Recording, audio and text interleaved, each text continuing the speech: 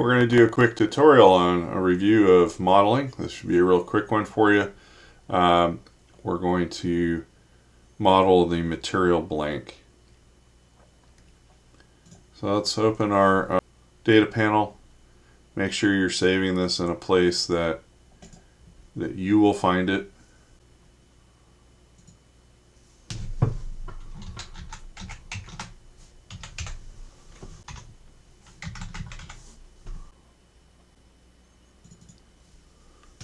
Okay, in my case, I created a new project called ADVM 67-2024.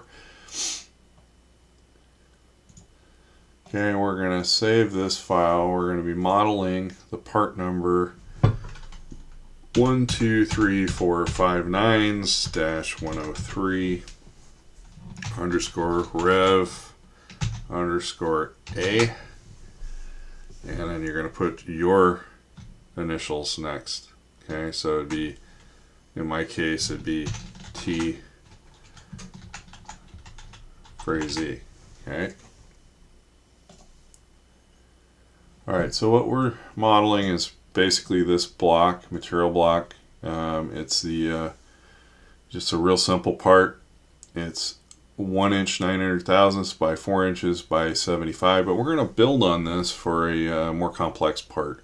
It's going to be a multi-operation part where you machine this from multiple sides. So we want our part number and our revision to match. Okay, and we're going to sketch, and as best practice, you want to put your main feature on the front plane. And then we're going to sketch, so select your front plane, and we're going to sketch a rectangle starting on origin. It can go above, below, however you want, and select. Okay, so we have two lines that are black because they're fully constrained. If we expand our sketches, this still says it's in edit mode. We're going to give it height, and the height according to our drawing is 1.9, and our width is 4 inches, I believe. Yeah, 4 inches. Let's type in 4. And 1.9. That one didn't stick either. Okay, there we go. So that matches our drawing in our front view. Okay, so 1.9 and 4 inches. Now it's 3/4 of an inch thick. So we're going to select Finish Sketch. I like to go to a three-dimensional view at this point. And we're going to extrude that shape by 3/4 of an inch.